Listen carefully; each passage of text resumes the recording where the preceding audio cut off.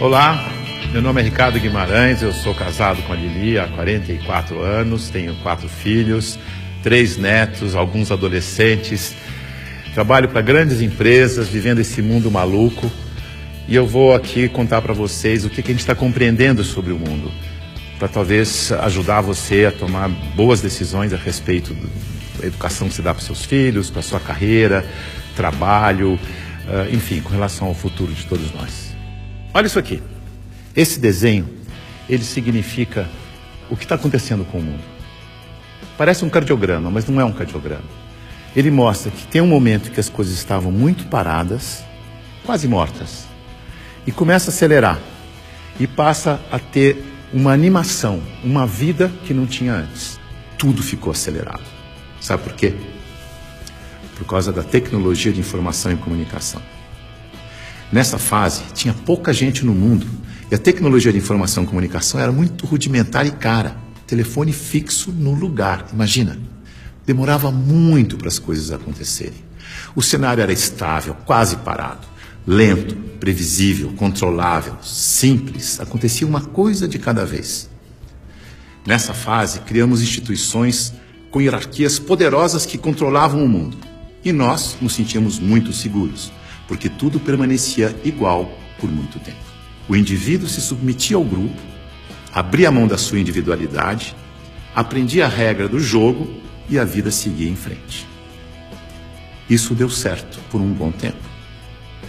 Aí, com mais gente no mundo e com uma tecnologia de informação e comunicação mais poderosa e mais barata, todo mundo tomando decisão o tempo todo, numa velocidade absurda, o mundo começou a ficar instável, dinâmico, rápido, imprevisível, transparente, fora de controle, complexo. E nessa dinâmica toda, além da instituição, surge um novo personagem muito poderoso.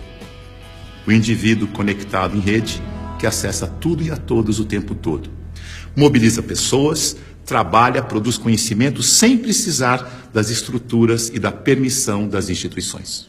Aquelas instituições hierárquicas e controladoras estão tendo que aprender a lidar com esse novo cenário, com esse novo indivíduo mais conectado, mais livre, mais móvel, mais bem informado e crítico. O mundo mudou tanto que pessoas de muito sucesso naquele cenário estão tendo muita dificuldade para manter seus negócios e empregos nos dias de hoje. Eu vou contar a história de um executivo muito importante, de uma organização global, poderosa, que estava tendo problemas enormes. Prejuízo, perdendo o mercado em todos os países em que tinha operação. Tinha brigas políticas internas entre departamentos, entre regiões, escândalos públicos, corrupção no financeiro e tudo acontecendo ao mesmo tempo, com toda essa transparência ao vivo e a cores do tempo real. Esse grande executivo viu aquele cenário e disse: eu não dou conta dessa complexidade, dessa velocidade, dessa transparência toda. Eu me demito. Aqui está ele. É o nosso querido Bento. O Bento foi sucedido por um outro executivo, que parece que foi feito sob encomenda para lidar com essa época de tanta inovação, onde o indivíduo tem que ser mais autônomo, mais senhor de si, não se submeter à instituição, mas, pelo contrário, liderar a instituição. Chico aceitou o desafio. Aqui está ele, de um jeito fácil de comparar e ver a diferença entre ele e o Bento. Veja que o Bento está arcado, submetendo ao protocolo e às regras da instituição. O Chico está mais senhor de si. Para ele ajudar a igreja, ele tinha que mudar a igreja. Para mudar a igreja, ele tinha que criticar e propor novas maneiras de fazer as coisas.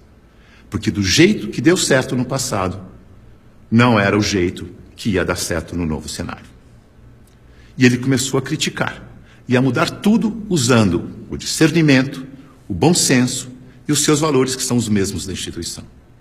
A cadeira, por exemplo, ele pediu uma cadeira mais simples, mais leve, mais prática, que ele mesmo pudesse carregar. A roupa, uma roupa que fosse fácil de vestir, leve, simples e confortável. O discurso, ele não queria que alguém escrevesse o discurso para ele. Ele mesmo ia fazer o discurso com as palavras dele.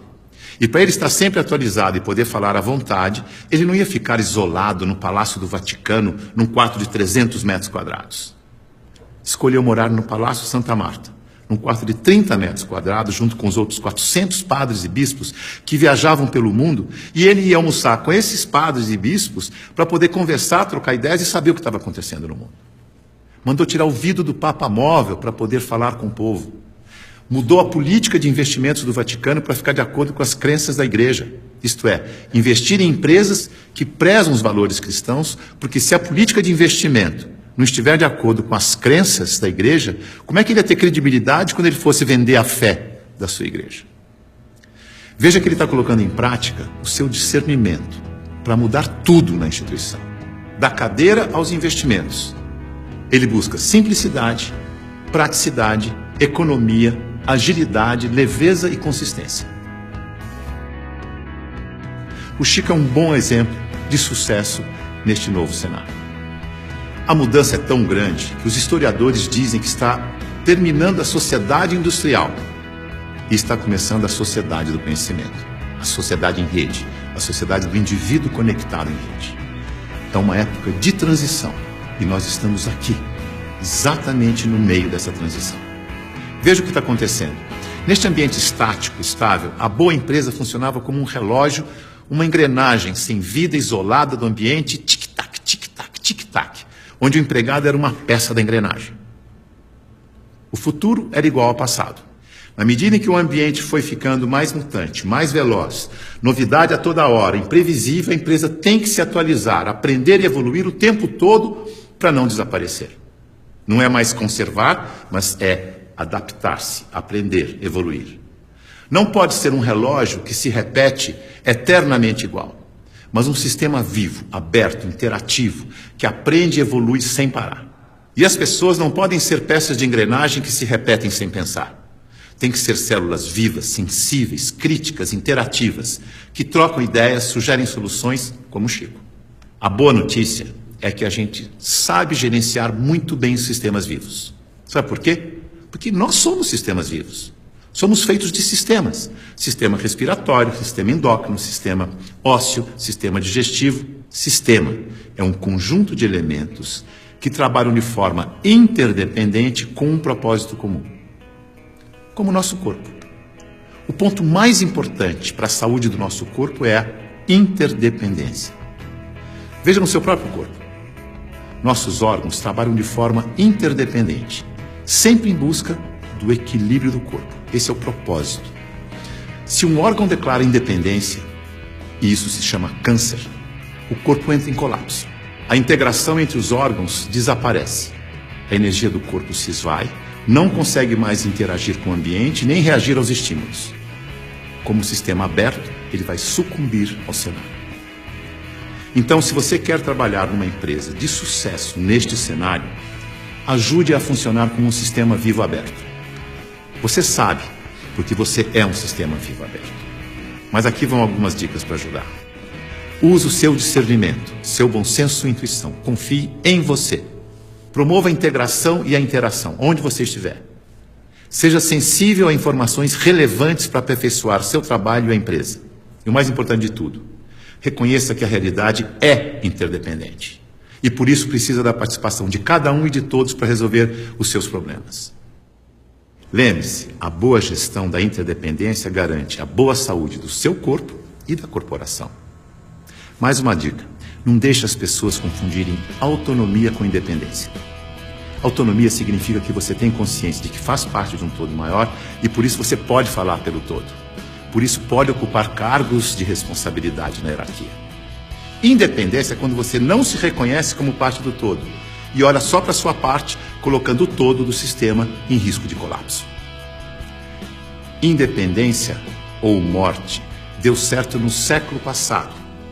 Neste século, o certo é interdependência ou morte. Veja a evolução das relações na empresa e no mercado. No começo, a hierarquia era absoluta. Poucos mandavam e todos obedeciam como crianças obedientes. Não tinha concorrente, mas precisava de canal para vender. Depois, a empresa cresce, a hierarquia permanece, mas as áreas passam a ter seus chefes. As crianças ficaram jovens e, como jovens, andam em tribos. Nós versus eles. As áreas competem o tempo todo porque precisam se afirmar como jovens. Essa é a fase da independência ou morte. No mercado, o concorrente aparece e obriga a empresa a olhar para o consumidor. Hoje a competição continua, mas vai ter que conviver com a cooperação para sobreviver nesse mundo mais veloz e mutante, em que a interdependência fica cada vez mais importante.